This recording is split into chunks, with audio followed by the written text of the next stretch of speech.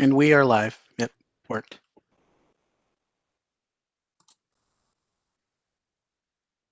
That's terrific. Oh, there's Mary Ruffin. Hi.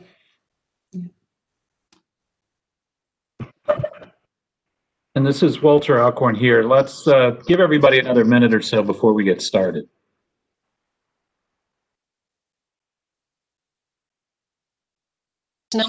It's not the public right now, it's just the inner sanctum. I think we're live. We're just waiting on some more folks to sign in. Okay. Every one of these is different.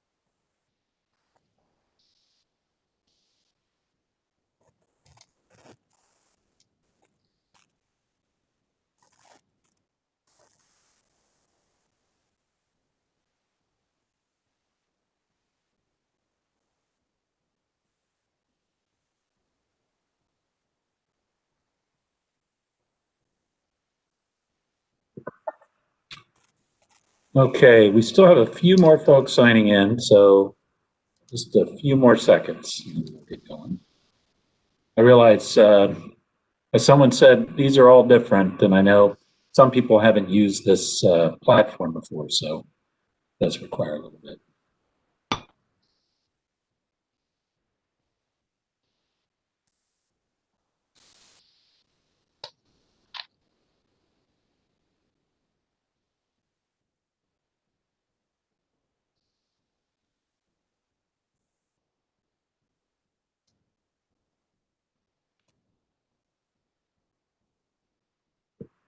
Okay, it's 7:02, so let's go ahead and start. For those of you that don't know me, my name is Walter Alcorn. I'm the Hunter Mill District Supervisor.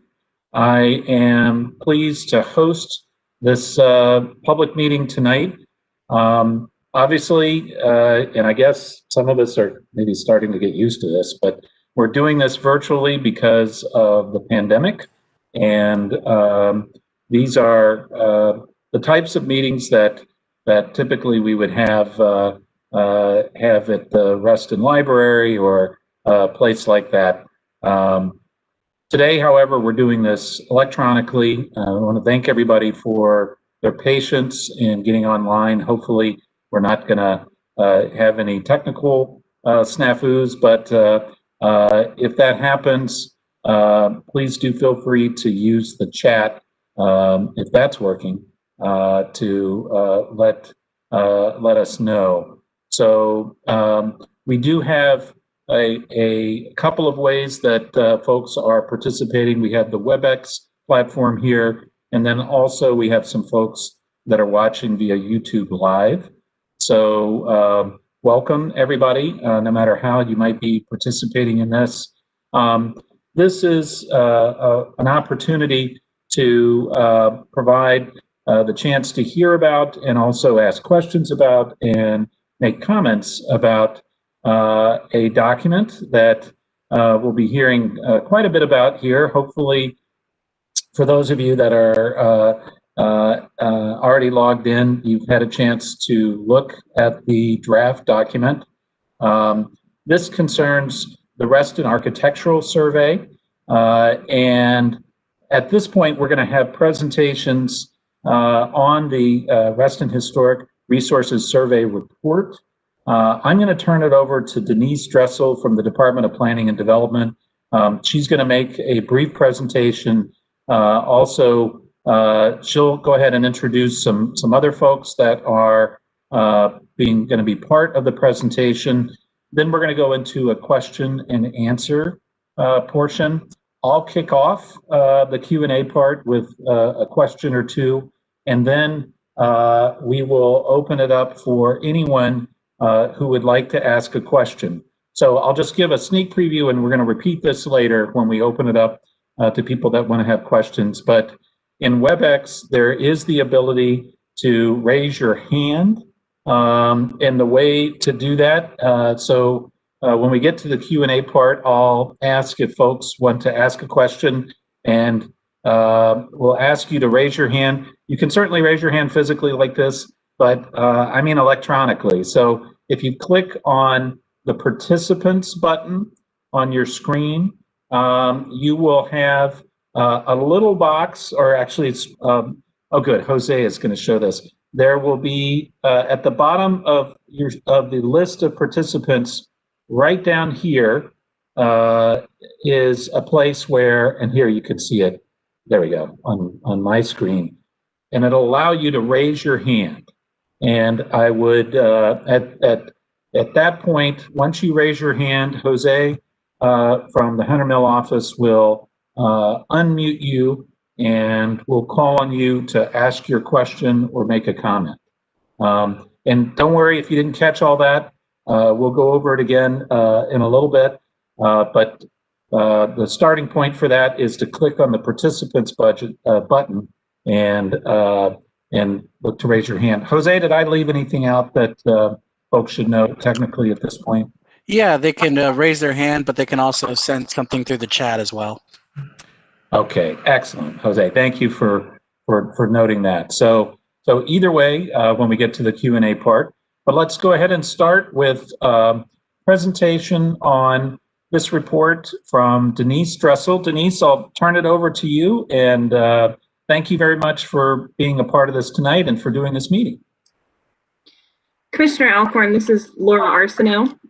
Denise just let me know she got bumped off of the meeting. Ah, okay. So, of course, technical difficulties. Laura, So if, Laura, yes. I'm sorry, I just got logged on. Oh, good. Okay, good. There Okay, she great. is. Okay, great. Sorry about that. Thank you so much. Good evening, everyone. I'm not going to turn on my camera, though, because I think it was turning on my camera that bumped me out of the meeting. So forgive the lack of visuals here. My name is Denise Dressel, and I am a Heritage Resource Planner with the Department of Planning and Development. Thank you all for joining us tonight. And I'd like to thank Supervisor Alcorn and his staff for hosting the meeting and spreading the word about tonight's meeting. I'm going to give you a brief background before I turn the meeting over to the Department of Historic Resources and the consultant, Mary Ruffin-Hanbury of Hanbury Preservation Consulting, who will be presenting the survey findings tonight. After the American Press Institute, or API building designed by Marcel Brewer, was lost through redevelopment in 2016, Heritage Resource staff conducted a windshield survey of the transit station areas in Reston. At that time, staff identified several potential heritage resources, including Isaac Newton Square, one of the first commercial development projects constructed in Reston, and the Center for Associations and Educational Institutions, which has since been determined eligible for listing in the National Register. Responding in part to the loss of the API building, the Virginia chapter of the American Institute of Architects has begun an initiative in cooperation with the Department of Historic Resources to identify significant 20th century buildings throughout Virginia. The Reston Historic Resources Survey seeks to build on those efforts to identify those significant individual resources and districts constructed within the prime development years for Reston. Identification is the first step in the process for recognizing the importance of these resources in our county's collective history. And with that brief introduction to the project, I'll now turn it over to Blake McDonald and Aubrey von Lindern from the Virginia Department of Historic Resources. Thank you so much.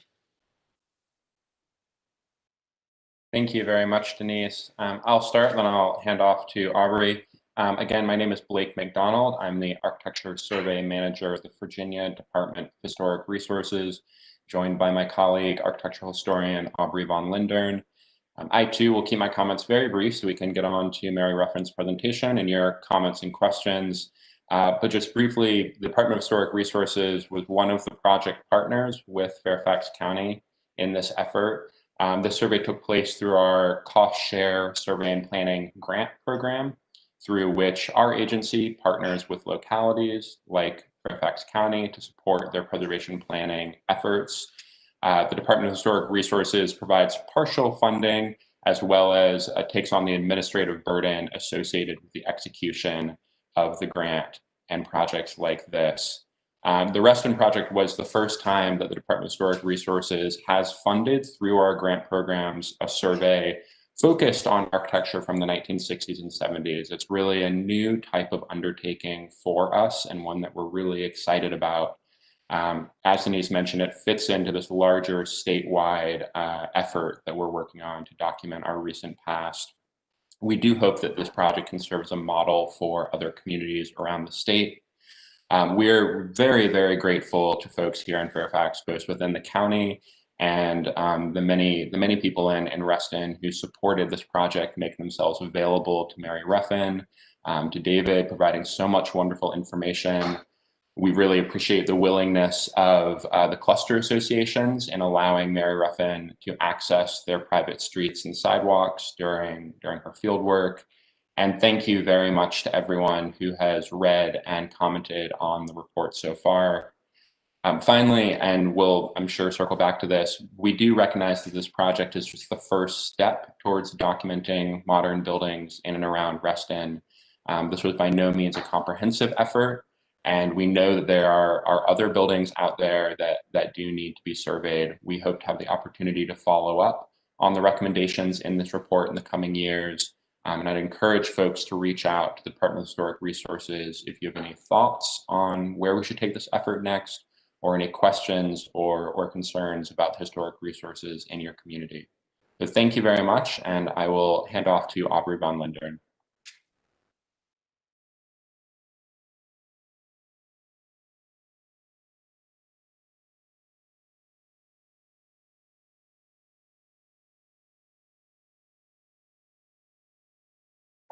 Aubrey, is Aubrey on mute, perhaps?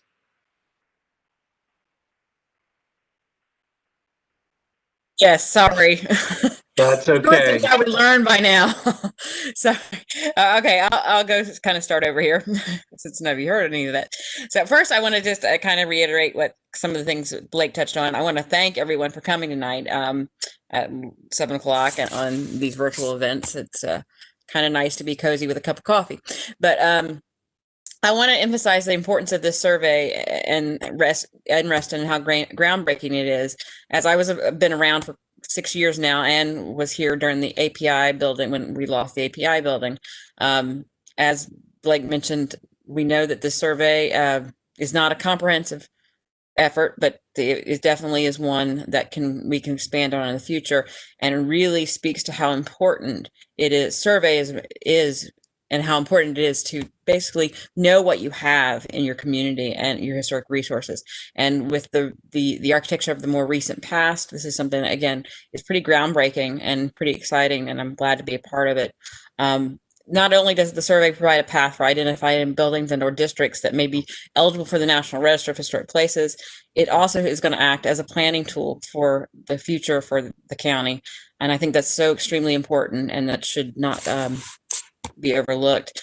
The survey identified important historic resources that may have been previously unknown, and having that knowledge is a powerful preservation tool going forward.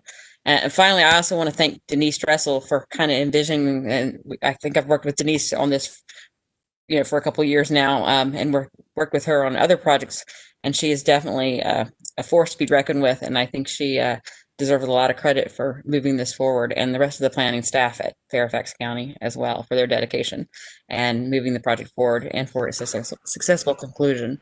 So with that, I will turn it over to Mary Ruffin, I believe, for kind of the more exciting portion of this program. Well, I hope it's exciting. One thing that will be exciting is my figuring out how to share my screen, but I think I will be able to do that. My screen. And now I'm gonna move this down.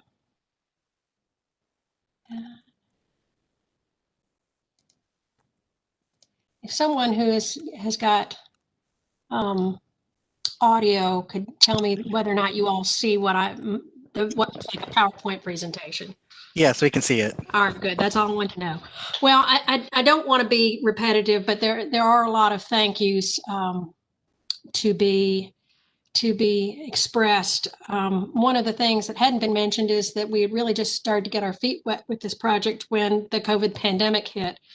And I think, like a lot of people, we were sort of a deer in the headlights for a while, and it did interrupt our schedule a little bit, and it did change how we normally do this kind of work. And so it required a great deal of patience from a lot of people as we figured out the best way to tackle what's usually a normal procedure. So another thing I will say is that I've done this work for 30 years, but there was something a little intimidating about working in Reston, and that is because the resources are so recent that there are people there who remember when it was built, and people who are living in houses and they are the original owners. And so it's wonderful because there's great information and people have been so kind and willing to share. But it also means that I need to come here with great humility, knowing that there are probably people watching this who have forgotten more about Reston than I will ever know. And it's more true in this survey than I imagine any other project I've worked on. That said, I want to give some specific thanks. Blake mentioned the Cluster Association presidents. They were fantastic. We were in email communication with them about when I would be there so that they could let people know who I was when I was walking around taking pictures. Barbara Naif with the Gulf Island Cluster gave me a large amount of her time and background. Chris, and I hope I'm saying this right, Chris Barbashak with the library, who has looked at the report and had given us some information. Normally we would have gone to the library to do research, but we couldn't do that. So he came to us and gave us some information we've been looking for. The staff at the Reston Museum, the archivists at George Mason with the Reston collection, and also Chris Rooney and folks at the Reston Remember When Facebook page. Again, because this is so recent, there is sort of a little bit of a crowdsourcing capacity for some of the information, and you'll see that as we'll go through. So with that, I'm going to go ahead and proceed. I'm going to also Mary, if I could just interrupt real quick, if you could just let everybody know your role in this. Oh, sure. Just introduce yourself real quick. Sure. So I'm Mary Ruffin-Hanbury. I'm with Hanbury Preservation Consulting, and my firm, along with the William and Mary Center for Archaeological Research, were hired as part of this grant-funded program by Fairfax County to conduct this reconnaissance survey, this basic survey of Reston. So David Lewis, who may or may not, he's not presenting, he may be lurking as a participant, is a fabulous researcher and writer. So a lot of the text and the historic context in the report was written by David, whereas a lot, well, not a lot, all of the field work and most of the writing that has to do with the individual resource that we looked at is work that I did. We worked together forever. So we are the team who's been doing this project for Fairfax County and by extension for Department of Historic Resources.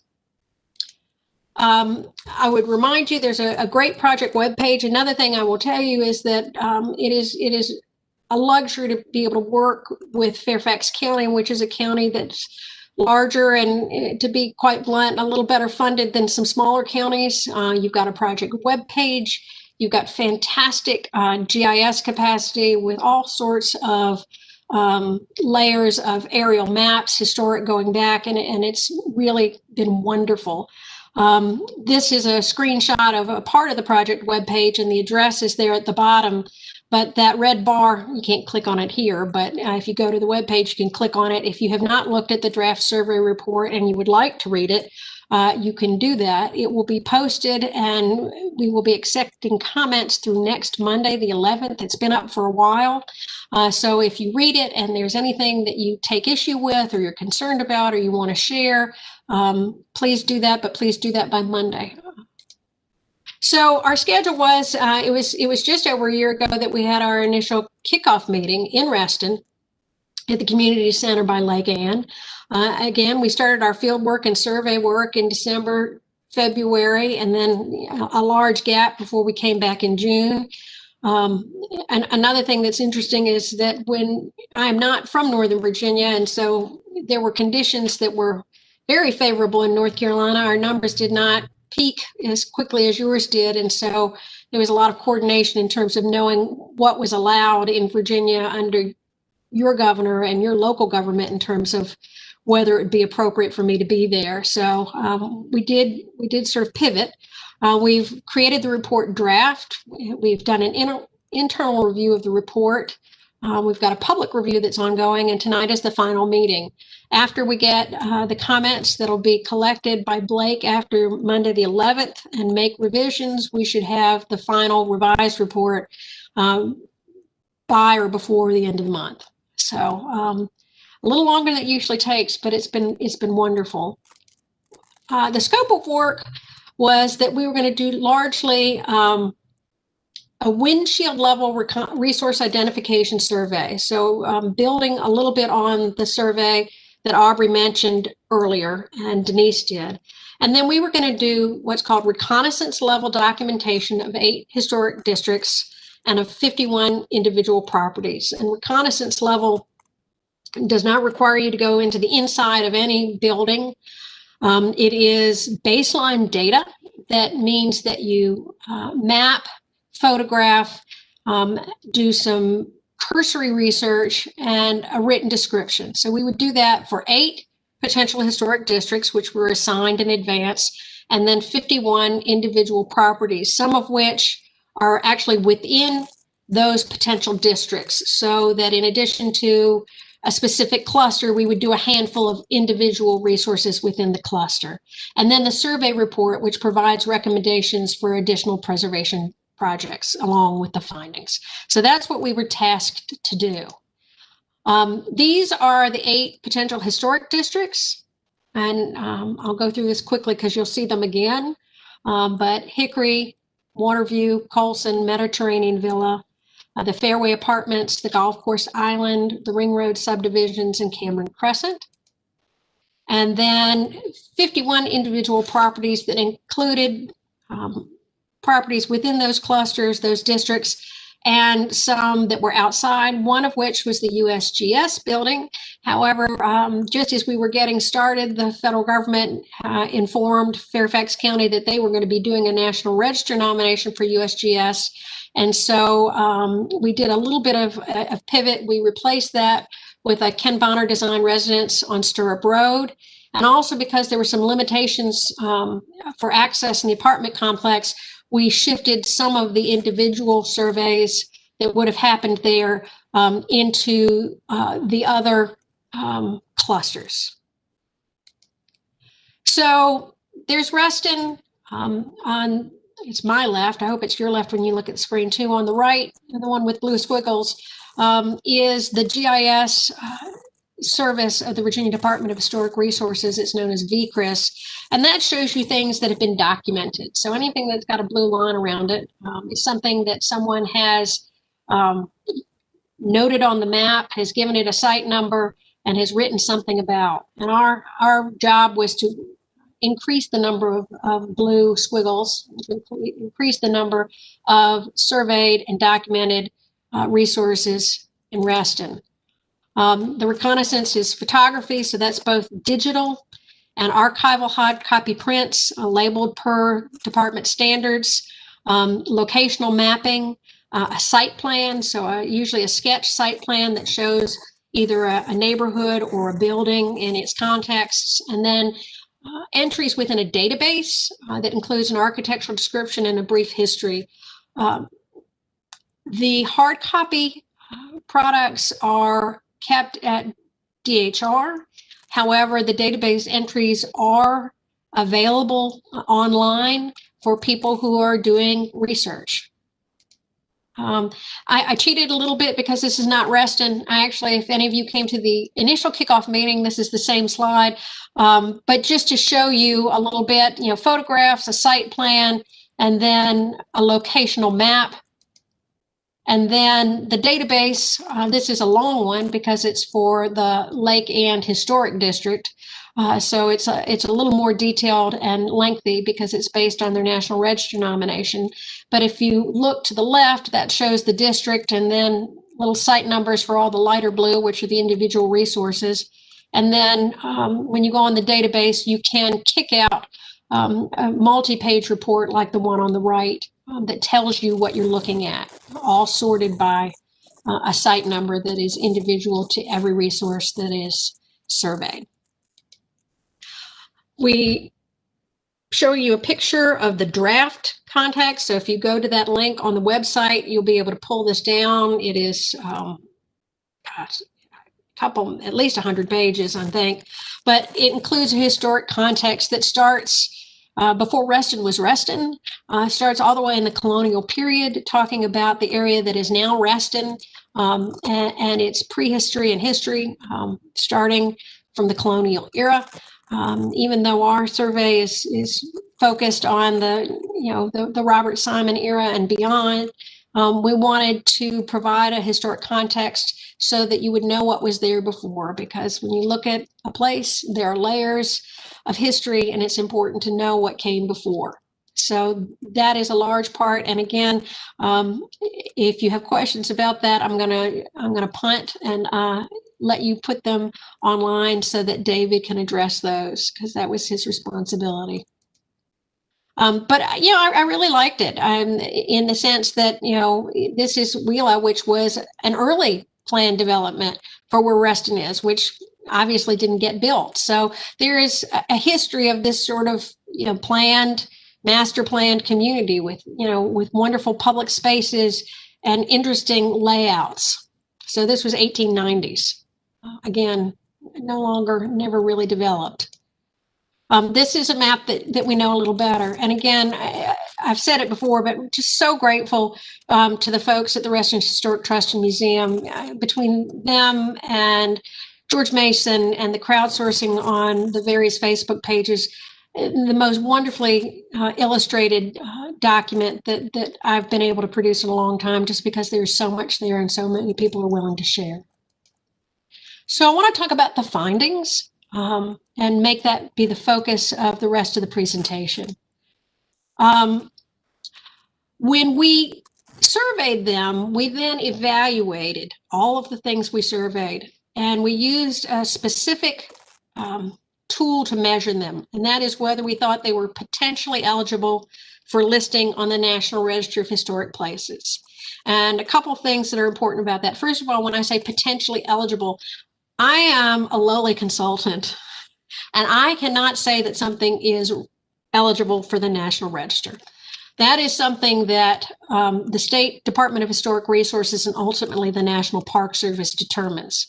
But part of this as a professional is to say, this is something that I think is potentially eligible. Technically, I'm not empowered to say that it is, but if I were, these were the things I would say would be eligible. So that's why it says potentially. The other thing is we used the National Register as a measuring stick. And I want to be clear that the National Register and its companion program in the Commonwealth, the Virginia Landmarks Register, are only one measure of importance and community pride and significance. It is one that is commonly used and a good frame of reference. But there are places that are not eligible for those registers that continue to be important, that could be locally designated programs with different standards. So I want to be clear. I think sometimes people, when they see things that are not potentially eligible, they think, oh, well, we can just, forget about them. It's not that big a deal. The National Register has very specific rules and very specific criteria, and some things fit, in that niche, and some things don't. So I also don't want to say, that the things that are potentially eligible aren't a big deal. I think they are, but I just want to make it clear that that is only one of many ways to measure significance and importance of places. And it's the one we're using for this study. So these are the properties that we believe are potentially eligible for the National Register. And I'd like to go through them just briefly. They'll be familiar to most of you. The Hickory Cluster was designed by Charles Goodman, and again, hired directly by Robert Simon early in Reston's development. Charles Goodman had a career in the federal government before starting his own firm. Known for modernist designs with a heavy emphasis on residential work. There are numbers of communities in Northern Virginia and also suburban Maryland that have work by Goodman. And even though there is some evidence that Dan Kiley, the modernist landscape architect, has worked on some of the landscape in Reston, there is good documentation that Goodman not only was responsible for the buildings, but also some of the landscape elements. And we believe that this is potentially eligible for the National Register, the entire cluster as a historic district. The next one is the Waterview Cluster. I have a picture this is such a gray day. I have a picture that's a little bright, but I just didn't think you could have a picture of the Waterview Cluster without having a view of the water. So it was also one of the earliest residential subdivisions as part of Reston. And like a lot of them, allowed for densely clustered development so that you could still have a comparable number of units per acre, but by clustering them all together in a dense format in these townhouses allowed for there to be a large amount of open space. And it also gave the ability to have proximity to mixed-use spaces, reducing the dependence on car and bus transit. The architect for this cluster, and I hope I say this correctly, is Clothiel Woodard Smith. She's someone I've read about a lot, but I realized when I was preparing tonight, I had actually never heard anyone say her name. So I hope it's Clothiel. She was an extremely influential architect. She had a firm in Washington, D.C. At one point, it was the largest architectural firm run by a woman, and she was the 6th woman elected to the American Institute of Architects.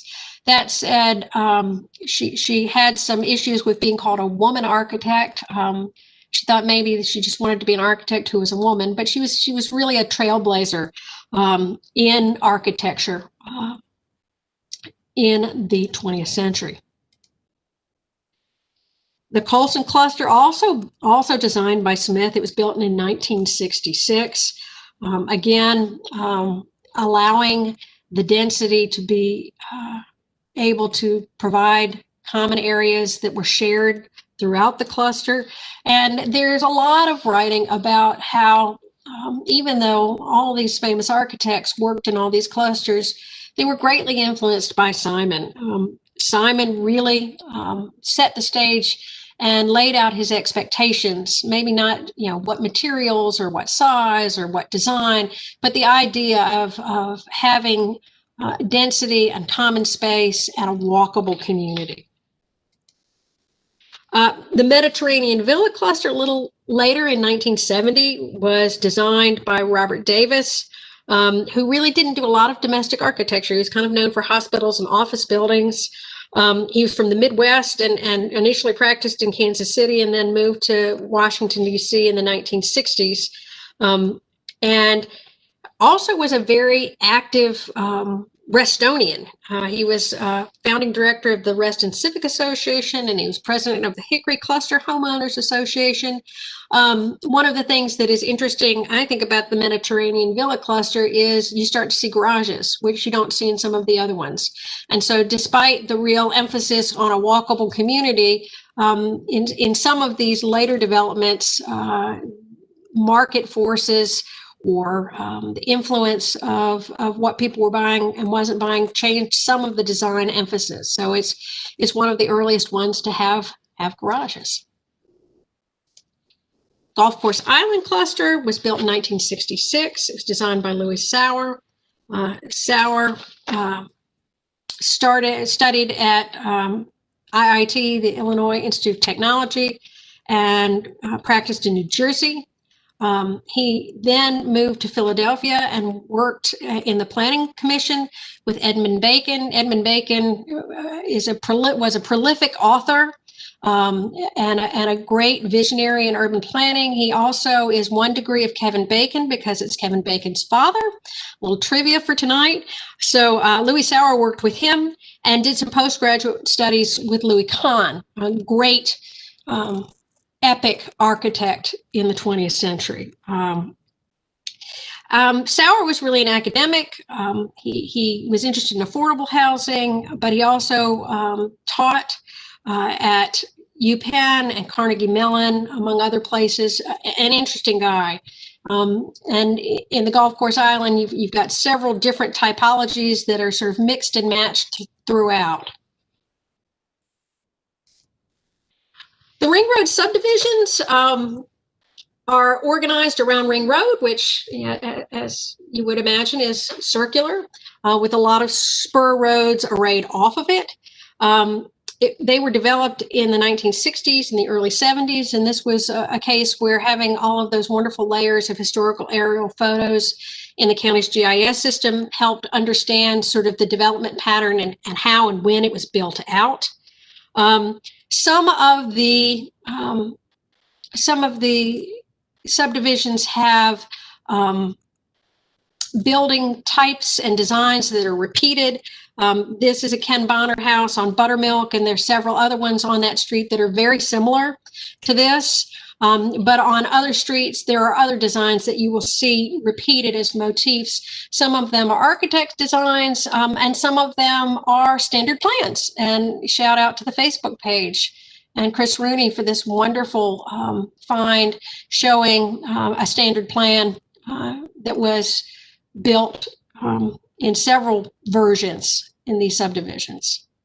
And again, the other thing that is significant about the Ring Road subdivisions is now we've gotten completely away from the townhouse model. We've moved into a single family aesthetic, still with a great respect for the landscape, with a lot of mature trees, with a lot of connection, but not the dense townhouse model that Simon championed. But getting back to that dense model, the Wainwright Cluster, 1966, designed by a Boston firm, Parda team, which is now known as Mintz Associates. It was design firm founded by Samuel Mintz in 1964. And by the time they had designed the Wainwright Cluster, they'd already completed the Boston's Watertown Arsenal site master plan, among other projects. And their firm, their DC office, was in close contact with Simon and helped with the implementation of the master plan. And they're also credited with helping select Louis Sauer to come and do the Golf Course Island cluster. Again, I don't want to sound like a broken record, but the consistency of the density, the townhouse model, and the ability to have this beautiful common open space. I'm going to move to the golf courses. There are 2 golf courses that were part of Simon's master plan. This one is Hidden Creek. The master plan for Reston, done by Whittlesley and Conklin, included village centers, public space, trails, roads, parks, and golf courses. So the fact of the golf courses themselves are extremely important in looking at them at the context of a master planned community, that this was not an incidental that they thought later on, oh, we should have a golf course. This was part of the plan of the community from the get-go. This golf course, along with the Reston National Golf Course, were both designed by Ed Alt. Ed Alt was a Washingtonian. He actually had a career as an engineer, but he really liked to play golf. And because he played a lot of golf and he was a good engineer, he started to be called upon to help golf courses that had sort of issues, whether it was drainage or what have you. And that really birthed a second career in golf course design. And he was prolific. Between 58 and 89, he designed 42 golf courses around all through the East Coast. And These are two good examples. One thing I've learned, I did some work in Pinehurst, North Carolina, is that golf courses do change. And there's a different understanding of what is original when you look at a golf course, but the major framework of the design continues in both of these. And I think that's important. This is the one of the sub buildings, the one that was going to be USGS. This is a house at 12146 Stirrup Road, and it was designed by the architect Ken Bonner. He did that house I showed you with the Ring Road subdivisions, a wonderful modernist house. And this is generally considered to be the first single-family residence built in Reston. The woman who answered the door there, her name escapes me, but was as lovely as could be, and this was in June, so she was brave to answer the door. I was wearing a mask, but she was dear, and said she was very sorry she couldn't invite me in, which I understood, but she was more than willing to. A wonderful sighting, again, in that green space, set in this sort of sylvan expanse, a house with broad eaves. Bonner was very interested in passive solar, and so there are a number of design features that reinforce a strong environmental consciousness in Bonner's design. All right, there are 3 properties that are not eligible due to their youth, but it's coming up soon. Generally, you have to be 50 years of age to be listed on the National Register unless you are incredibly super special. And there are very few properties that meet that super special range. And I won't get into the weeds about how you decide that. That's not the technical term. I think it's transcendent important. But these 3 are not quite yet 50 years old, although, you know, if COVID had lasted longer and been worse, maybe we could have finished this at a point to be able to move them into a different list. But I think they are things that should be considered and watched. I think the most dangerous time for a historic property is probably between age 40 and 50, when they're not quite old enough to be considered National Register eligible, but maybe they're old enough that people think that you know, that's not what they want. So the first is the Atrium. If you follow the Facebook group, apparently everyone had a dentist or a doctor or somebody in this building. It was built in 1974, and it's thought to be an early, if not the first, office condominium complex in the country, certainly in Virginia. And what is really wonderful about this is that not unlike the clusters, which really you can't understand from the outside, there is a wonderful interior courtyard. That's a sort of a screenshot on the left from, I think, Google Earth, because it's really hard to understand it. It's really hard to photograph it. But a wonderful meandering modernist courtyard on the inside. And when I was surveying it, I thought, God, I would love to work here because I would just take my lunch out here and have lunch.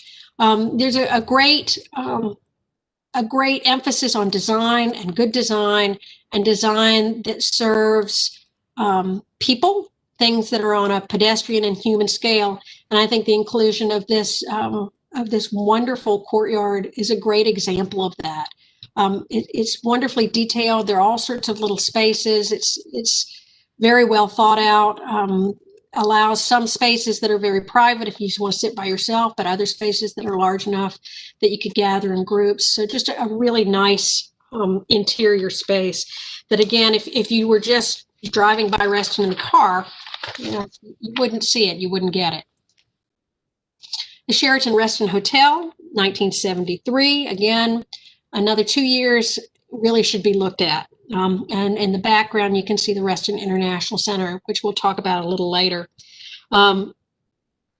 This complex was designed by Lyles, Bissett, Carlisle & Wolff. It's a Columbia, South Carolina firm, a very old firm that started in 1938 and operated until 1975.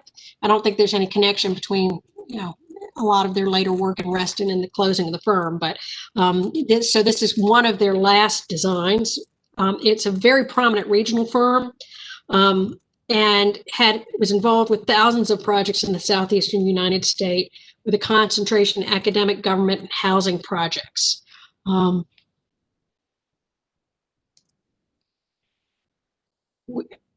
Just to give you an idea, the Sheraton is sort of the semicircular, and then the sort of like a D shape here. This is the Reston International Center. So we're going to come back to that. So just keep this in mind as we get there. Another one that's not quite old enough is the Fairway Cluster, but next year. It was originally called the Golf Course Village Townhomes, and it's arranged along North Shore Court, which is a little cul-de-sac road. It's a triangular parcel that holds these units, these 22 units, along the north side of North Shore Drive, or excuse me, the south side of North Shore Drive, and bordered on two sides by the Hidden Creek Golf Course. So wonderful views on the outside of this cluster, looking out from the units. There are a couple that I think merit further study. And again, we've already gotten some information from the review of the report that will be helpful with this. Again, we were not able to go to access all of the research material that we normally would because of closures. But the Lake Ann Gulf gas station, which I didn't know the architect for until about a week ago. The architect is Conklin Rossant. So just a fantastic piece of architecture, this wonderful bulbous brick protrusions that are alternating with the glass curtain wall. I mean, I can't imagine another gas station quite like it. It was an award-winning project when it was built, and it's also reflective of the relationship of Gulf Oil Company with the development of Reston, which I won't go into in great detail, but they basically came in when Simon was faltering financially to provide some financial backing, and about this time built this great Gulf station, which I think is now an Exxon. The Fairway Apartments are two discontiguous developments, one to the west, one to the east, but they're both oriented towards the Hidden Creek Golf Course. Wonderful three-story garden apartments, the great mansard roofs and grit veneer. They were built in '69 by Gulf Reston and designed by Cohen Hoft and Associates. And it was one of the earlier apartment complex built in Reston. Again, looking for a diversity of housing types, so that could support a diversity of socioeconomic and population to live there. And the other one is the Cameron Crescent's apartment. This was also designed by Cohen Hoft in 1967 and arrayed along Cameron Crescent Drive. So 5 curving crescent-shaped three-story garden apartment buildings for 181 units. And the reason I think that there's further study is I think they really need to be looked into a broader context of garden apartments in Northern Virginia, and a context that would be able to support their significance and their importance, looking at them in a broader spectrum of the work of those architects and apartment buildings in the region. And finally, there are 5 that are likely not eligible. And I always feel bad about this. So if there are any people here that are associated with these buildings, please, this is not an indictment. In addition to being significant in order to be on the National Register, and I think, in my opinion, all 5 of these properties are significant, you need to have something called integrity, which is a word I hate in this context because it sounds like if you don't have integrity, it's like your building is dishonest or immoral. And that's not it at all. As a matter of fact, there's several churches. But integrity has to do with the building's ability to communicate its historic appearance. So does it look like it was when it built? And all of these have had changes that I think are significant enough that these properties would not likely be eligible until those changes themselves become 50 years old and could be considered historic. So, all of these buildings and these institutions had good reasons to expand. They were needed to be done. Again, I'm not trying to make anybody feel guilty, but it's just, again, looking through it with that particular set of standards and that particular lens.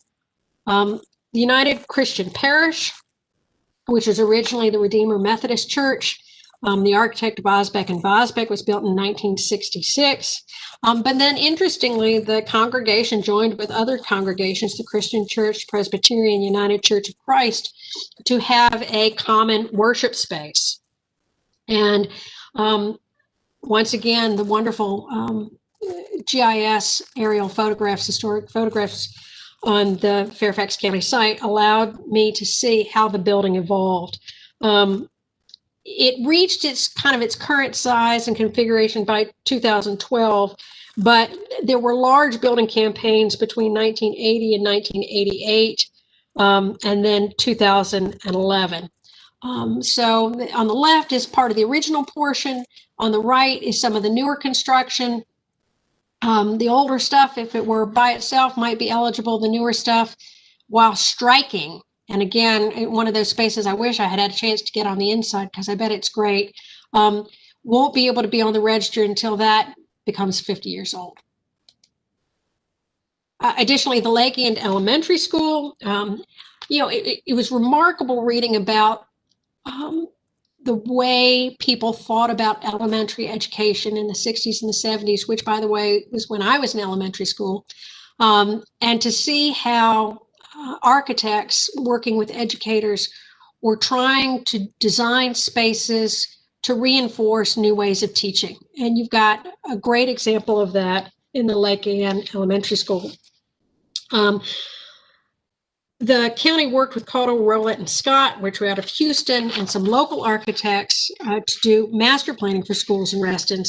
And they developed this, they called it a house type. And I think you can see my little arrow as well. Each of these little houses were discrete sections, and they were connected by halls to allow, first of all, a modular expansion, but an open classroom setting. Where there were very few walls, where there was a lot of flexibility with students and teachers, allowing students to work almost in a kind of Montessori-esque fashion at their own pace. And the building has been added to. In 1982, Peck and Associates added a music room, a library, a gym, and 12 classrooms. And then there was another addition completed in 2004, and then in 2010, some additional connections. You can kind of read some of the original, but it's not quite, it doesn't quite look the way it did when it was built. And that's why it's probably not eligible for the register. I want to get back to the Reston International Center. There are some changes to the building, including the plaza and a glass curtain wall that's been brought forward in front of these columns that sort of lessens the impact in the sense that the building is standing on them, because that glazing sort of interrupts your view. Also a big canopy built over it. But really, for me, and again, a shout out to the Facebook group, because they had some great pictures, and I give them credit for them. For me, and I've turned this one upside down so it's oriented the same way as the photograph. The Reston International Center also included this long building here and this one here, and a whole series of landscaped plazas. It was sort of an integrated design. It wasn't just this building, it was this whole area. And here are some of the photographs. This sculpture right there used to be part of a water course that connected with a lower courtyard. This building enclosed a courtyard with treescapes. Just a wonderful landscape design. This is the Dag Hammarskjöld Plaza, and it's still there, but it without the water and without the connection and without the enclosure of the space, I think it's lost a lot of integrity. And so it's really the fact that it was an integrated landscape and that the landscape has been changed so much that I think that it would not likely be eligible. Terraset Elementary School, this is current view. There's the facade, there's a road, there's a, you all know this better than I, a parking lot here at a higher grade with a bridge, and then a drive through here. The next slide shows the same view but when it had its fantastic solar panels. Terraset means set in the earth, and the design by Davison Smith out of Reston was for an underground school with this fantastic solar array that was given by the Saudi Arabian government. I mean, it's an incredible story. It's so exotic. But you've got to admit that that solar array is a huge part of our understanding of the appearance and the design of that building. There was a good reason for them to be taken down. Those kind of solar panels, this design like that, are great in Saudi Arabia. They're not great in Northern Virginia. There were a lot of climate issues and a lot of problems with ice and snow, which they really don't have in Saudi Arabia, that made this not a great solution for Reston.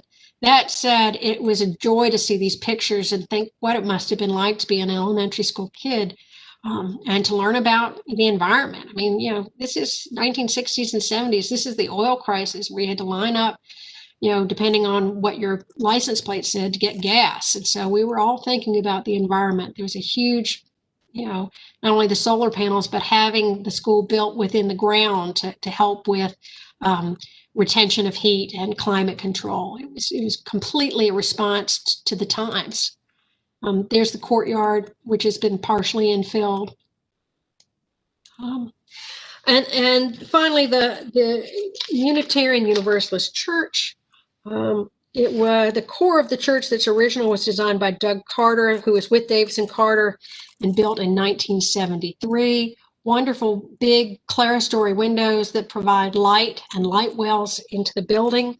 It was expanded in 2010. Here's the expansion. So, you know, pretty much doubled in size with a large addition on the front and a belfry and a deck, which are great. I love them, but they're not historic. And because of that, detracts from the integrity of the building from a National Register standard, not from necessarily from a design standard. I've been talking a long time, I can tell because my throat's getting sore, but I'm winding down. We were asked to provide some recommendations for future work. Our context is a broad brushstroke historic context, again, that goes from the colonial period. But I think that a standalone context document that focuses on the Simon area to the Reston, that goes into greater depth, would be a wonderful tool to use to continue to evaluate these properties in Reston. Another one is a historic landscape study. I used to live in Arlington back in the late 80s, and I had been to Reston, but only in a car. And I've got to tell you, if you're in your car, you don't get it. And I didn't understand that until I had this project. And when I realized that you've got this incredible path network that never crosses a street on grade, so you never have to worry about being hit by a car. And I've got to tell you, my Fitbit, I got more steps because I finally just parked. It was easier to park my car and walk than to keep driving from cluster to cluster. It's an incredibly thoughtful design, and it knits together the entire community. And I think because of that, and because of the public art, a historic landscape study that looks at how the public spaces, both within the clusters and connecting them like great sinews in a body, is something that would be very important. It is integral to the design and the working and the functioning and the aesthetic of Reston. And again, you know, you can look at the pictures of the buildings. I am a building person, but if you don't understand Reston as being an important landscape, then you've missed half of it. Another recommendation is study on some of these individual architects. I know that there are other works by these firms in the region, but there's the possibility of doing either a Northern Virginia or maybe even a statewide context, looking at these architects and what they've done so that we could then evaluate other work within the larger context of their greater oeuvre. Another context document would be looking at Reston in the context of the New Town movement. There were new towns all over the country.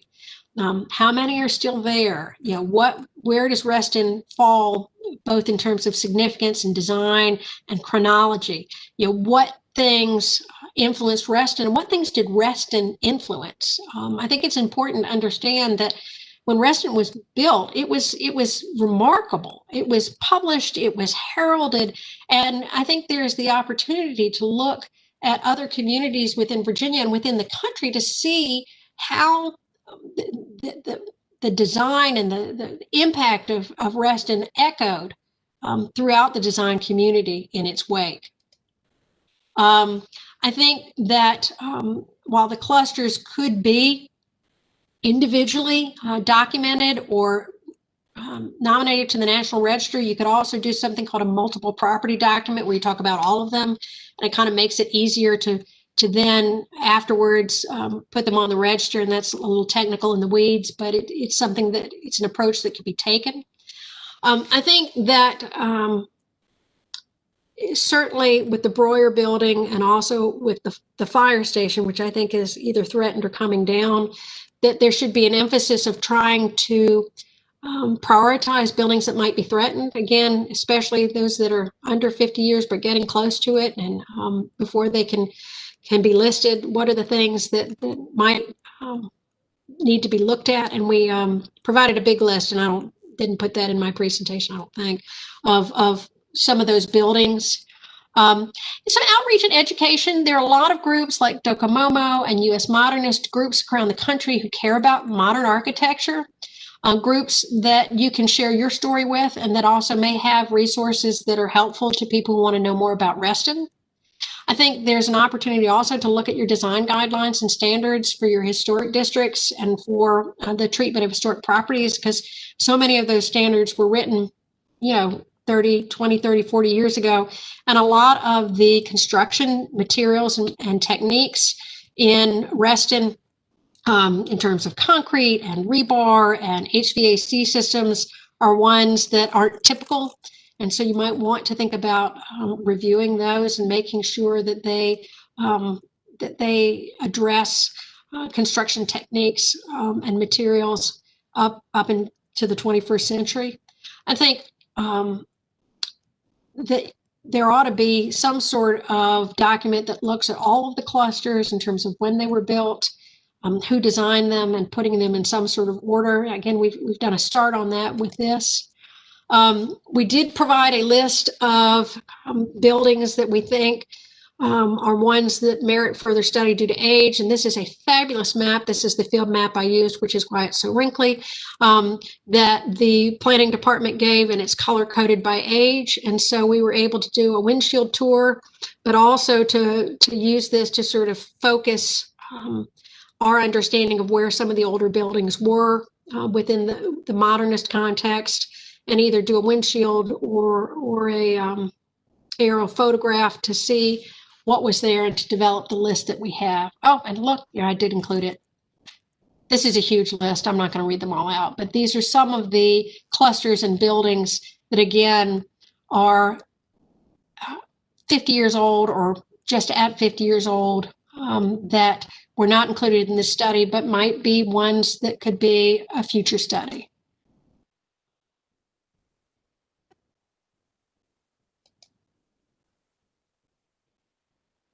Here we go. There's the fire station. The Popeyes. I got a shout out for the Popeyes, also designed by the firm that did Reston International Center. So with that, I don't even know how long I've talked because I can't see my clock when I'm sharing my screen. But what I will do is stop sharing my screen if I can figure out how to do that, and be quiet and let someone else direct the Q&A. Well, Mary, thank you very much. That was an excellent presentation. I think everyone here on this call or this meeting enjoyed that, I'm sure. I do have a question, but actually just one comment to put into context, and this was mentioned before, but this is the first step for identifying historic places, areas, buildings in Reston in terms of their historic nature. It doesn't mean that anything that is identified as historic will remain that way forever, never be redeveloped.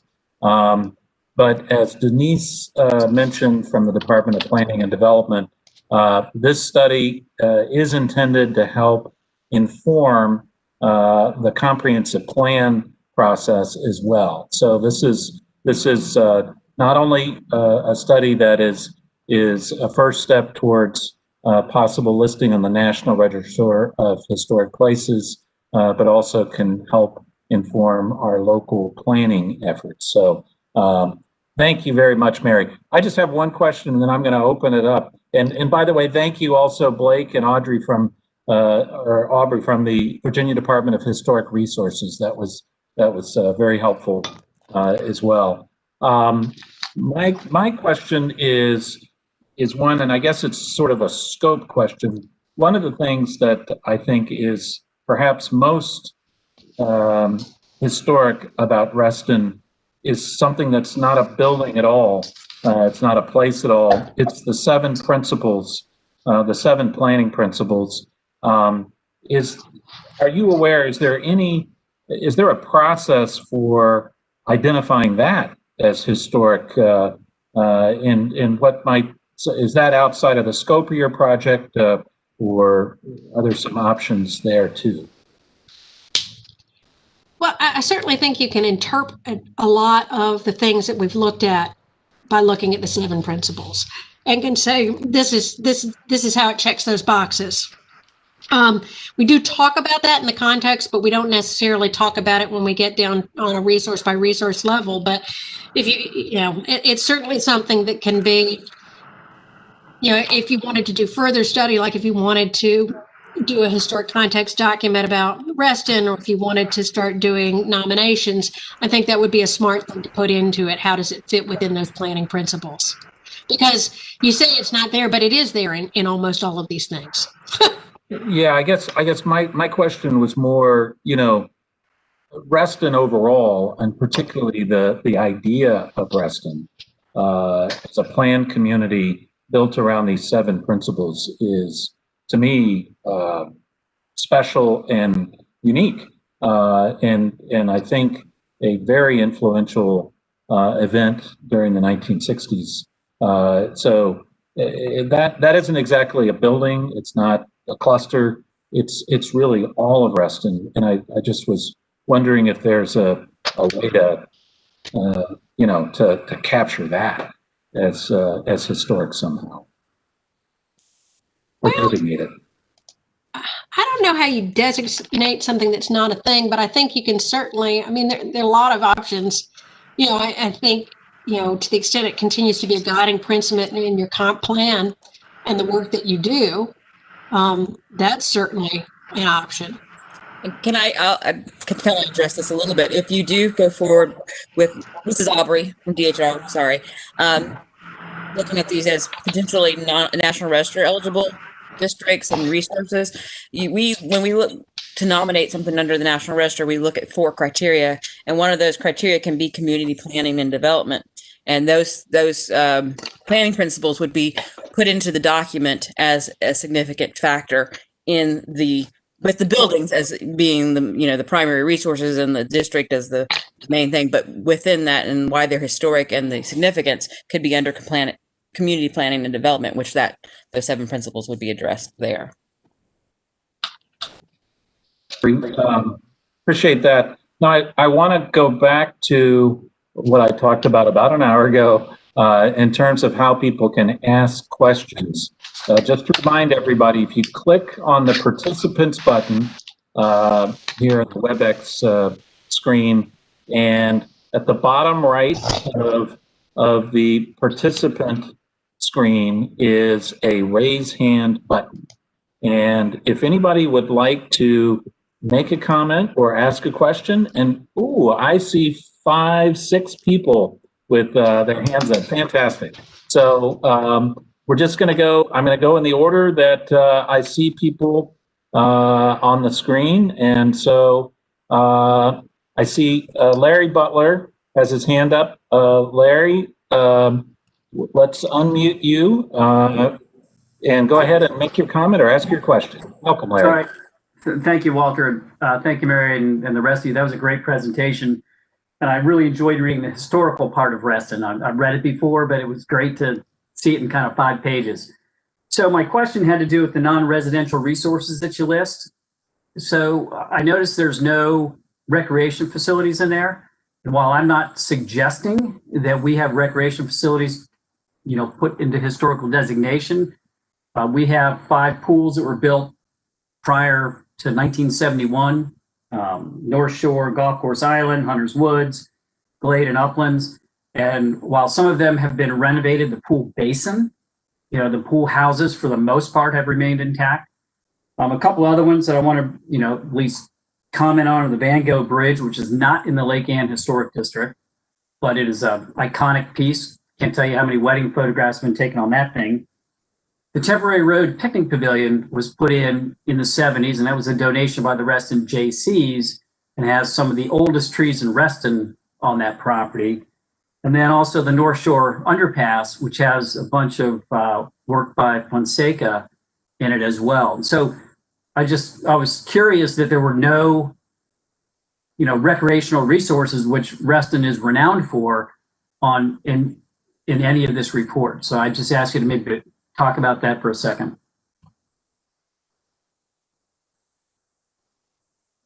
We had to pick a list to begin with. It's interesting, and I guess this is a question that we'd have to look at maps and talk to people about whether you would integrate some of those rec facilities with the clusters that they're next to, because some of them seem to be owned by the clusters that they're next. But when I talked about a historic landscape report, that's what I was thinking. I was thinking about the artwork in the underpass. But you can absolutely register I've put a number of parks on the National Register, so they also can be significant. But I think they can be significant individually. They can be significant if they're considered part of a cluster or just as a larger landscape. So you can look at them at 3 different sort of levels of granularity. They were not excluded because they weren't important. It was just that we had a certain number, and these were the first ones we picked, but they certainly could be included. Okay, thank you. Thanks much, Larry. Let's go next to Chris Daniel. Chris, go ahead and unmute. There you go. Hi, thanks a bunch. I really appreciate the presentation. As a member of the Fairfax County Architecture Review Board, I'm very happy to have seen this survey completed. I am a little concerned about the strict adherence to the 50-year rule, which is a little bit more of a guideline than a rule. In particular, because some of the properties that we're talking about right now, I think might rise to the level of exceptional, particularly because of the innovative design and their rarity. And there's a lot of rationale given that this standard has actually had unintended adverse effects of how we view the recent past. And so there were a few of the properties that I think we're saying not eligible, when I feel like that's almost kind of partially writing a death sentence for them. And while I agree with the supervisor's statement that this is just recommendations by VDHR, and obviously the county has to go through many other processes before we make a decision as to whether or not, certain decisions are made about these properties or things like districts are described. I worry that some of these properties are going to be harmed by that determination, and not particularly. I look particularly at the Atrium and the gas station. The gas station, particularly design award-winning. The API was design award-winning. So it feels to me that that building in and of itself could rise to the right to be considered potentially or be recommended for eligible, and just need more research. The Atrium is another one that I think is obviously from the outside look. I think you described it, the poor man's modern. It's a great way of describing it. You don't recognize when you look at it that this is an exceptional building because of the way it designed that space. And that is a lot of Reston spaces are these interior looking, how do we escape a little from our work world? And so that kind of worries me a little bit. I do agree, though, some of the integrity analysis you gave does obviously set some case for some of the other buildings that me and several ARB members questioned ourselves about. Did these have enough integrity anymore? And thank you for advocating for the fact that integrity doesn't mean that the building isn't a good building. I know. It just means it doesn't rise to a certain level now. And I agree for recommendations that you talk about the future. I think the recreation spaces is great. I also think there's some consideration that we might want to put into roads and trails in Reston.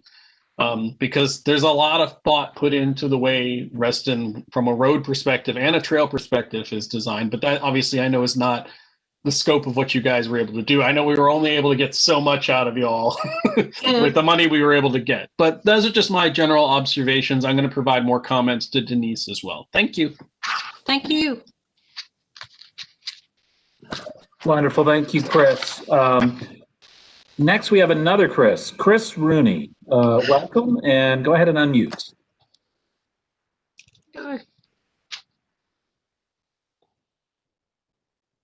My question is, was there any consideration to preserving the buildings on Association Drive, the educational buildings that are there? You know, most were built in the early 1970s, around the same time as the now demolished API building. And I know from what I've heard, you know, this consideration of extending soapstone with a bridge over the Dulles Access Road, what that future looks like for that complex of buildings.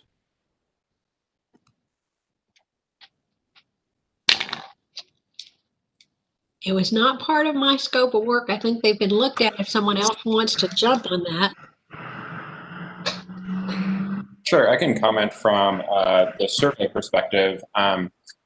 Because this was an identification-focused project, we really wanted to collect as many resources that had not been previously surveyed. And the Association Drive resources had been previously surveyed as part of the project that you mentioned. And so that's why they were not considered within the confines of this specific effort. But certainly we recognize that they're an important part of Reston's modern architectural history. Great. Thanks. Yeah, thank you, Chris. And I'll just add to that as well that, yeah, that designation of Association Drive has slowed down the soapstone extension project. And because of that, and looking at the historic issues associated with it, the Department of Transportation has had to look at alternative alignments. Right. So, so it's definitely been active, Chris. Thank you very much. Next we have Lynn Malston. Lynn, welcome. Hi, Walter. Thank you, and thank you, Mary and Blake and Aubrey. I mean, you all did such a fabulous job on this inventory. I'm just wondering what the next steps are. Well, the next steps for this specific project is to get all your comments, respond to them, and turn in the document. We're in the short rows for this, but if you mean that in a broader sense, I'll defer to someone else. I can take that. You know, the survey is, you know, the resulting documentation will be something that the planning office there and Denise and her crew there that can use as a planning document that's been discussed before, and really looking at certain, you know, how it moves forward to the national. If you're interested in listing resources or districts in the National Register, that's something that will have to be usually, you know, from the community standpoint, or if the clusters, or however you would actually get in contact back with DHR, me actually as the architectural historian for your region, and discuss. It's a two-step process with DHR. The first is a preliminary information form, and that's you send them to me, and we review that internally and determine if it's could be potentially eligible. And that's where we going back and kind of talking about the 50-year rule and all that. So anything that's maybe not 50 or is less than 50 years old, through that PIF process, that can all be hashed out as well. So that's just kind of the first step. So, but again, this is so, you know, the National Register is one thing, the planning tool aspect of it as well is also a larger important. Talking about soapstone connector and the Association Drive, these types of things. Now, all of these resources that have been documented by Mary are now within our database at DHR, and so we have records and also at the county level. So there are different avenues. That's great. Okay. If I could just ask one, well, actually, I want to do a shout out, and then I want to ask one more question. So my shout out is to my cluster neighbor, Barbara Naif. And my follow-up question is, as you look, and this is really to Aubrey, as you look at the inventory of historic resources, is it up to only the owner of that property to list it or to recognize it as a historic resource? Or does the community have some say in what a historic resource is based on the findings of the work that Mary and Blake have done, and the rest of the team? Sure. Well, for individual listed buildings, it has to be, we have to have owner permission to move forward. So if it's just a one building, so that owner has to agree. As far as a district, which I think there probably are more, for Reston, there are going to be more districts, the clusters, like Lake Anne Village is a district. That was brought forward by, I believe, the Historic Reston Association. I'm blank if that's the wrong term, but it's kind of a community effort for a district to go forward. Not every owner has to agree. We're getting in a little the weeds here as far as. Okay, yeah, sorry. But no, it's okay. That's okay. But just as far as, say, there's a cluster that wants to be considered for National Register as a district, then the majority of owners have to agree for it to move forward. But it takes a community, it's a community effort along with maybe Fairfax County as well involved. But anybody that's if there's some kind of interest, and we talked about this at the Lake Anne Village nomination with quite a few. Some of the clusters seem to be somewhat interested, and you just contact me, and I'll go through the process, talk with owners, because there's some folks out there that don't know what the National Register means and what it means for them. They also confuse it with the local districts and that kind of thing. So that hashing that out sometimes clears up some of those issues. But yeah, it's for districts, it's just more usually a community effort, community interest. Yeah, and I would also say for an individual building, you need to get the owner's permission, but that doesn't mean that they have to do it. So if you wanted to write a nomination for an individual building and the owner signed off on it, they don't have to do the work. They just need to agree to do it. Thank you. Thank you. Yeah, and Lynn, let me just add one other thing too. Actually, two things. The example of Association Drive is another one. I mean, even though it was designated as as identified as historic previously, one of the owners, at least one, maybe two of the owners of one of those office buildings actually was in my office almost a year ago asking about redevelopment and tearing down of that building. So we do have those kind of weird situations as well. And Lynn, very important on next steps, possible next steps for this. This information is information that could go into the comprehensive plan. And Lynn, I know you're very involved in the ongoing comprehensive plan task force effort. I was frankly waiting to see how the different timing might line up for this effort and the task force effort. And it looks like they may be aligned to the point where, Lynn, we can incorporate this into task force activities. But that's something we'll be talking about with the task force as well. Thank you, Walt. Yeah, thank you, Lynn. Okay, excellent. Next we have Dick Kennedy is on. Welcome. You, Mr. Commissioner, Mr. Supervisor, I appreciate you pulling this together, and I thank all those people that have given the presentation to us all. It's kind of hard to absorb the substance of so many different issues, but I was just wanted to focus a little bit on two properties that were mentioned as possibly eligible. One is Fairway Apartments, and the other is Cameron Crescent, or sometimes called the Crescent Apartments. They are at different stages. I believe the owner of Fairway Apartments went through the process of planning and zoning and I think received an approval, but that was 3 or 4 years ago. And I'm sure our supervisor knows that better than I.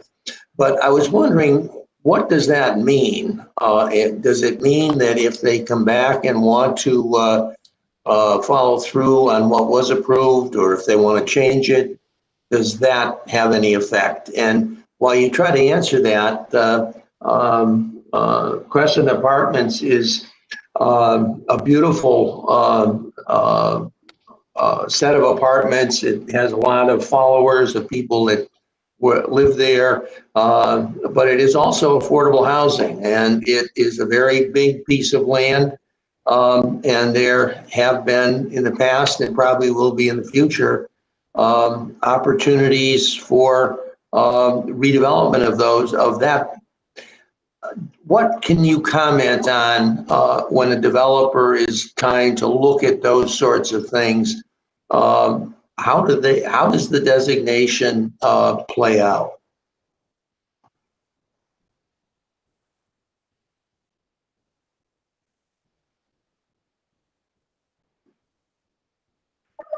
Dick, that's a great question. I'm going to put somebody else on the spot on that one.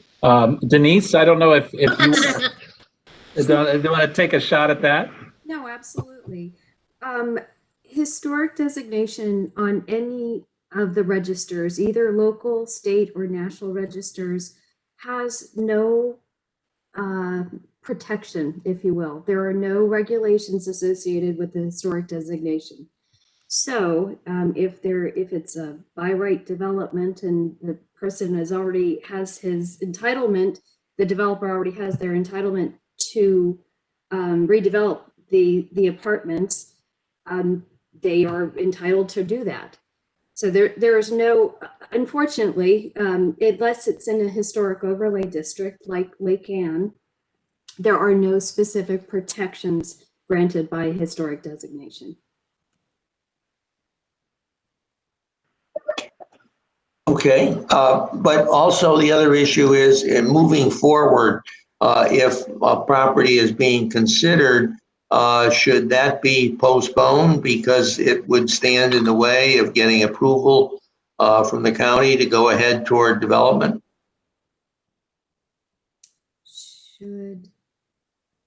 I'm sorry, could you, should what be postponed? Actually, let me jump in because Dick, I think you're asking a good question. I know a lot of us right now are very concerned about the future of Lake Anne and the overall community. And for those of you that haven't been following this, the Crescent Apartments was really the linchpin of a redevelopment proposal from several years ago that fell apart, that did not go forward.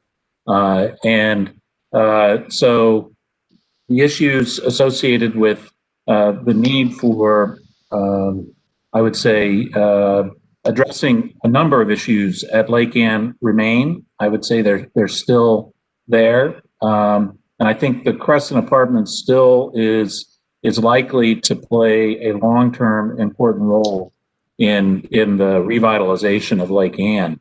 How that looks, what the role is, what sort of changes for the Crescent Apartments ultimately will be done or make sense, I think is up in the air. And at least the way I look at this process is this is extremely helpful in informing all of us in what properties have historic value, have at least the potential to be put on the National Register of Historic Places, and frankly helps inform any future changes to the comprehensive plan, which in some cases, as Denise said, it may not be a complete stop on redevelopment, and I certainly wouldn't want to see any area, particularly Lake Anne, not be able to thrive because of any historic designation. And I think that's something that everybody agrees with. Good point. Thank you. Commissioner Alcorn, this is Laura Arsenault, if I could jump in Please. as well. I'm the branch chief for the Heritage Resources Group in the Department of Planning and Development. And I'm also right now in charge of the historic overlay districts. So the Crescent development that Supervisor Alcorn was talking about is not located in the Lake Ann Historic Overlay District. And the buildings that are offered a little more protection by the review of the Architectural Review Board, because it reviews any demolition permits, rezoning applications, site plans that come through. So that is another tool in the pocket of the county for protection of historic sites, but that involves lengthy process that we're going through with 3 new historic overlay districts right now, and administrative moving forward. But that is another tool we have at our discretion to be able to kind of help protect, and it's not honorary. It does allow for protection from demolition. So just wanted to put that other tool out there. Thank you, Laura. Appreciate that. Okay. Thank you, Dick, for your question. Let's go to Mark Malcolm is next. Mark, go ahead. Welcome. Thank you very much. It's really a follow-up relative to the Comprehensive Plan Task Force. One of the things that was presented in that wonderful presentation was a recommendation on review design guidelines and standards to address modern materials. Putting it in the context of historic places, the real question that I have is, you identified 2 groups, but what are other resources or documents that might be helpful to the task force relative to this recommendation that can be provided or recommended? Would be appreciated. And Blake's nodding his head. I don't know if that means he has something to say.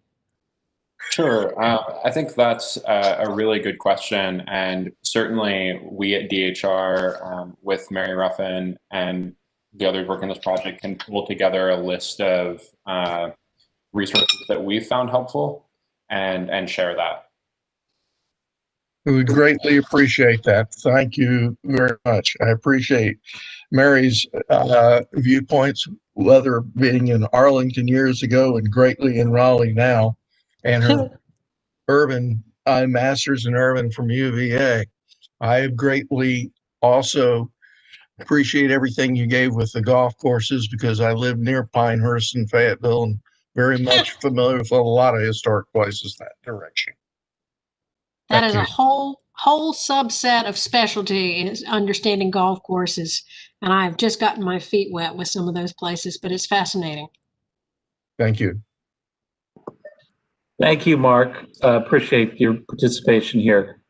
Next, we have Darius Masudi. Darius, go right ahead. Yes, hi, can you hear me? Yes.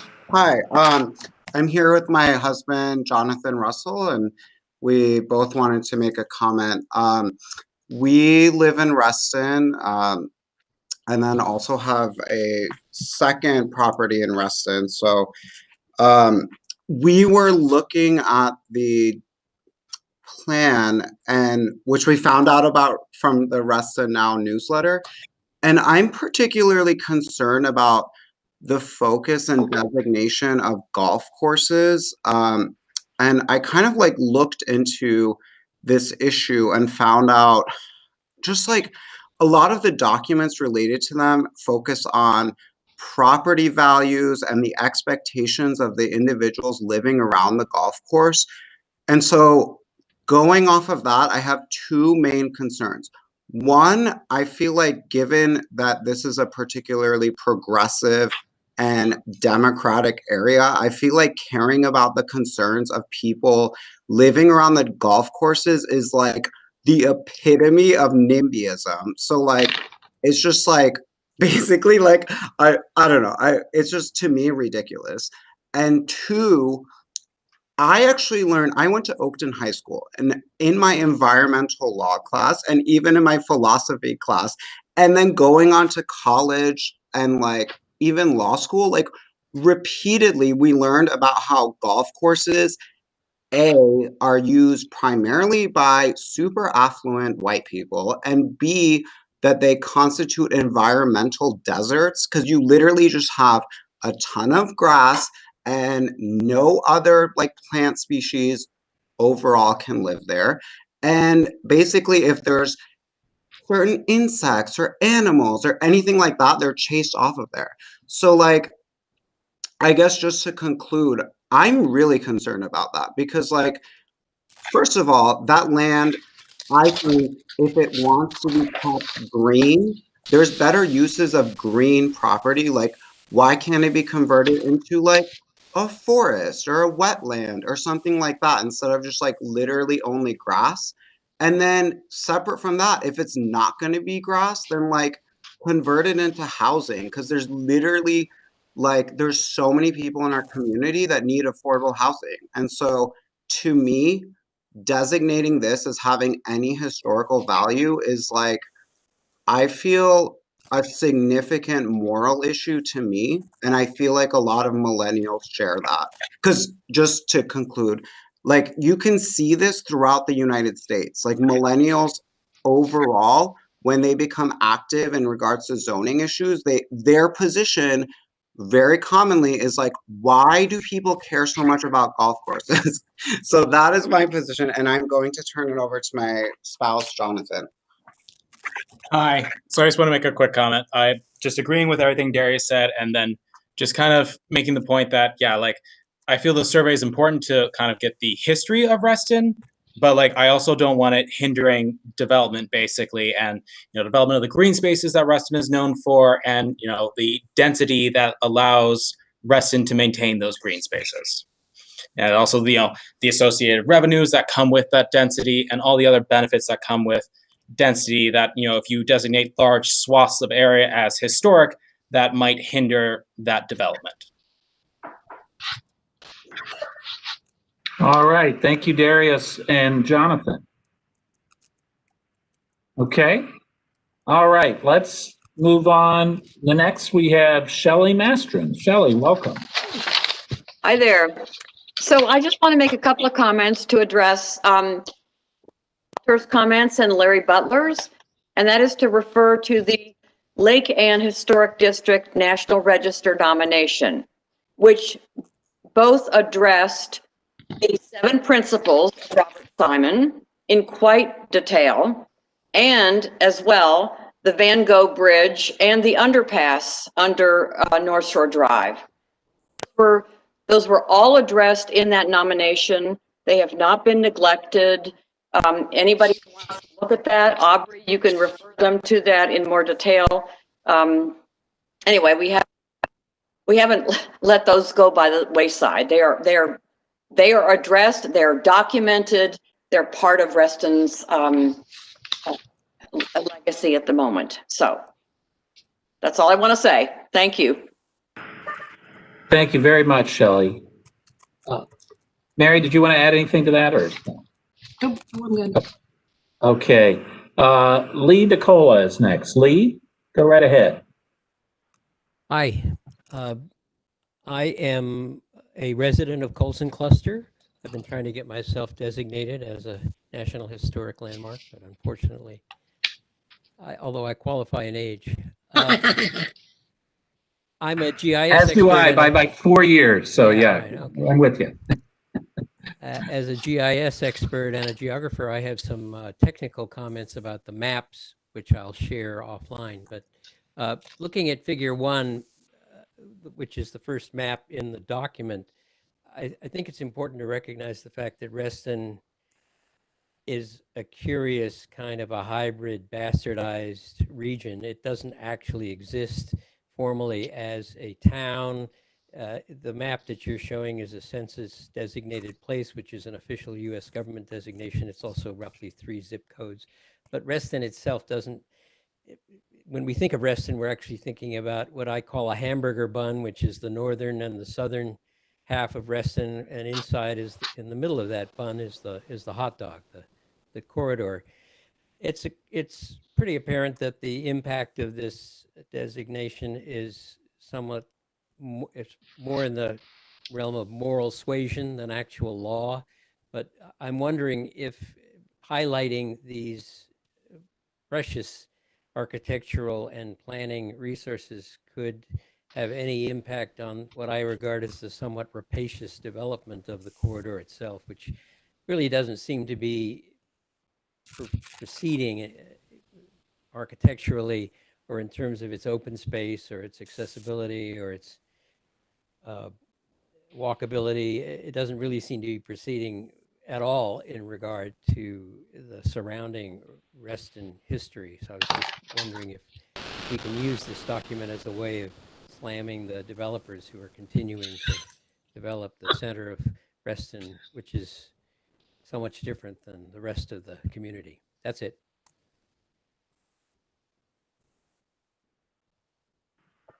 Lee, thank you very much. Appreciate your comment, and there is an ongoing task force for the comprehensive plan that we discussed a little bit earlier, and I think what to do with this information is going to be, for the comprehensive plan, is going to be an area of discussion. So, but thank you, Lee. Appreciate your comments. Let's go. We have two more hands up that I see, and then I think that's all that we have for questions. We have John Burns and then Connie Hartke. Oh, good evening. Thank you very much, Mary Ruffin, for your excellent presentation. I have given some thought to this entire process, and I think maybe we're aiming too low. That perhaps what we should be thinking about is the entire original Simon land ownings as a Reston cultural landscape historic district, in which each of the historic district clusters that you assessed and the 51 individual properties, as well as other people mentioning roads, trails, golf courses, recreation facilities, schools, shopping centers, county government buildings, Isaac Newton Square, and the Association Drive buildings, which have already been determined eligible, as well as the other buildings in the industrial areas, as contributing to that. And so we need to, I think, maybe take a step back and look at the really big picture that Reston is made up of all of those things I just listed. That is what gives it its cohesiveness, is what gives it its significance, and what draws people from around the world to look at it and study it. And that's what we should really be focusing on, is the overall impact of Reston as a planned community in the United States. Thank you. Thank you, John. Appreciate your comments. Okay, and last we have Connie Hartke. Connie, go right ahead. All right, thank you, Supervisor Alcorn. This has just been so fun. I remember how fun it was being back at the Lake Ann Community Center in January when we first met these fine people who have then done the survey. It's nice to have a bit of fun these days, isn't it? Thank you, everyone, for your hard work. I am, for anyone who doesn't know, the president of Rescue Reston, whose sole mission is to defend Reston's 2 golf courses against this unplanned development. So I could not let the gentleman's comments go unanswered. If I could just use this opportunity very quickly to educate anyone on this call that needs it. As far as environment and our 2 golf courses, please go to rescuereston.org, click on the environmental impact tab, read the many documents written there. The most recent one written by Doug Britt, who is the person who's responsible for having Reston community made a biophilic city. So please read up on that and understand that the reason the falcons over at Reston Town Center have a place to hunt and eat is because of the open fairways that Reston's golf courses offer them. As far as golf courses being for the white rich, We have tons of Asians who play, American Indian, I'm not saying it right, people of Indian descent. My own 20-year-old grandson, who's been playing at Reston National since he was 4, he is a brown-skinned man of 20 now, and was on the Reston, the South Lakes High School golf team. Just, that is so wrong, sir. And then I would like to invite you to look under our updates tab for the op-ed from October that talks about the myth of the Grand Park. Please take a few moments to read that. And anyone who wants to talk about unplanned additional housing where it's not planned for in the Reston planned community that had planned open space, it was concentrated development with concentrated open space that is shared thanks to Reston Association walking paths that are very much enjoyed during this pandemic. Why don't you figure out how to have someone build all the roads that are needed first, and the extra schools we need, and the extra fire department will need. You get all that infrastructure in place, and then perhaps decades from now, there could be a conversation, but not right now. Thank you. All right, thank you, Connie. I'm not surprised to see your hand raised at that point. Thank you. We do have, thank you. We do have 2 more people that have put their hands up, and I want to get to before we sign off. Next, we have Gray Wells, and we also have Bill Burton. So, Gray, go right ahead. Hello, thank you. Yeah, I've enjoyed this, Mary. Thank you so much for that presentation. I skimmed and read parts of the report earlier today. I had 2 things. There was a gentleman named John who was talking about looking at overall Reston, sort of the old historic, or what I call the historic first wave of Reston. On the Lakeland side, that would be North Shore Drive, Wiehle connecting those 2, Ring Road. I would really like it looking at that whole area as trying to keep it historic, keep it the way Bob Simon had planned it, keep the walking paths and making it very livable and neighborly and having the open spaces. Anyway, I was pumping my fist when John was talking. And then the gentleman talking about the golf course. I live, my cluster, Charter Oak Cluster, is right here on the golf course.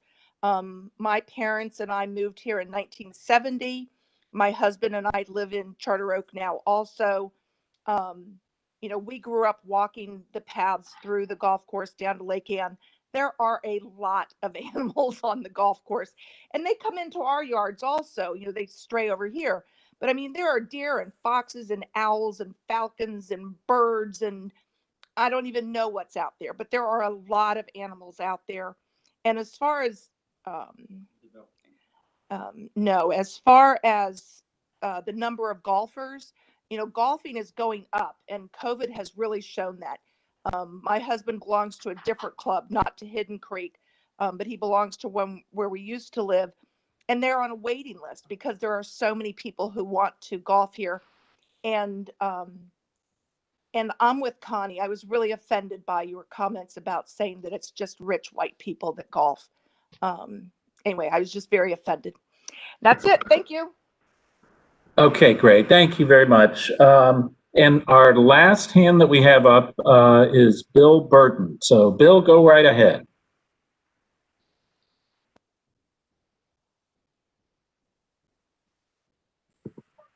Bill, looks like you're unmuted, but maybe your computer needs to be unmuted.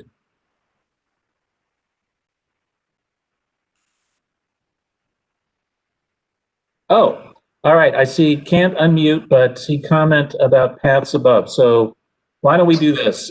I will find that. And let's see. I found it if you wanted me to say it out. Could you read that, Jose? That would be great. Yeah, so Bill Burton sent that, yes, if golf courses are included in this, then I think Reston's pathway system in Central and South Reston should be included as well. It is one of the most unique aspects of the town and may be unmatched in the country. Those are his comments. You're muted. Thank you. Keep going back and forth. Bill, thank you for that. Sorry you couldn't unmute there, but we did get your comment, and thank you, Jose, for reading that. I want to thank everybody for being a part of this. I wanted to see Mary, Blake, Aubrey, Denise, any last comments from you? I just want to tell you, and I hope this doesn't sound like I'm pandering, I had so much fun and I learned so much. And I don't really think of myself as a fan of modernism. I'm kind of a little more traditional, but I've got to tell you, Reston has really done a number on me. This has been a real privilege to work on this project, and I have enjoyed it immensely. The people are great, the architecture is great, the landscape's great, and it's just got a great story. So I just wanted to, you know, to the powers that be, tell you how grateful I was to have the chance to do this. It was really wonderful. I'll just say too, I just to reiterate this, I'm like Mary, I'm pretty newbie to the architecture of the recent past, and as Blake will tell you too, I was like, oh, I've learned so much just from Blake, because Blake is kind of our resident recent past expertise. But it really has been going back to Lake Anne and Shelley. I know she mentioned that, and she's correct. And I'm sorry I didn't bring this up earlier about the planning principles and the integration of that into the Lake Anne Historic District nomination.